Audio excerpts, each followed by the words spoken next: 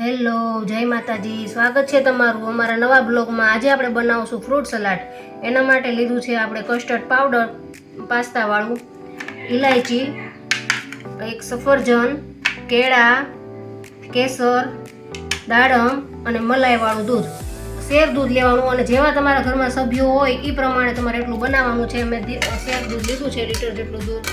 અને ફ્રૂટ પણ તમે બધા નાખી શકો, દ્રાક્ષ નાખી શકો, બધા ફ્રૂટ નાખી શકો, પણ અત્યારે અમારા 3 હાજર છે એટલે અમે એટલાનું ફ્રૂટ સલાડ બનાવવાના છીએ. તો ચાલો આપણે ફ્રૂટ સલાડ માટે આ દૂધ મૂકી દીધું છે ઉકળવા માટે.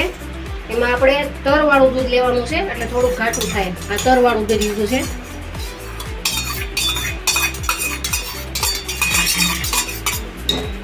અને ખૂબ એને ઉકળવા દેવાનું છે.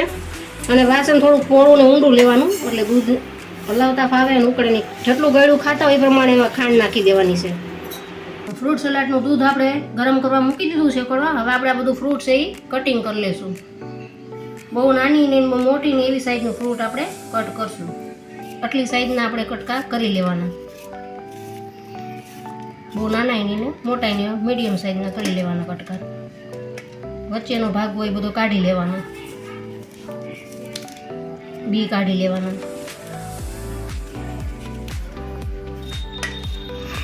નથી સારું એ કાઢી લેશું આપણે.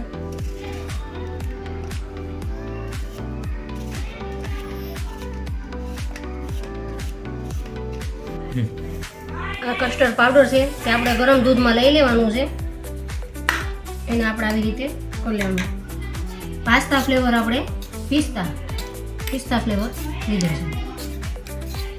જો દૂધ ઉકળીને આપણું સરસ ઘટ થઈ ગયું છે, મલાઈ એમાં નાખીશ એટલે સરસ દૂધ થઈ ગયું છે. અને પોળું જ વાસણ લેવાનું એટલે તમે આવી રીતના ઉકળે તો ઉભરાય ન જાય.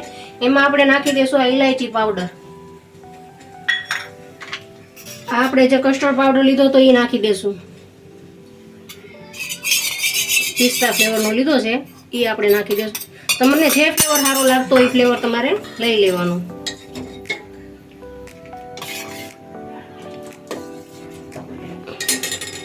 હવે એને ઘડીક આપણે ઠંડુ થવા દઈશું, પછી ફ્રૂટ નાખશું આપણે. તો ચાલો આપણું દૂધ આ થઈ ગયું છે ઠંડુ. જો સરસ થઈ ગયું છે, ઘાટું એકદમ. હવે એમાં આપણે જે સમારેલા ફ્રૂટ છે એ નાખી દઈશું. એટલું સરસ દેખાય છે. જો દાડમ નાખી દઈશું. જે ફ્રૂટ તમને ભાવતા હોય બધા નાખી શકાય. બહુ ખાટા હોય એ નહીં નાખવાના. થોડી ચારોલી નાખશું આપણે.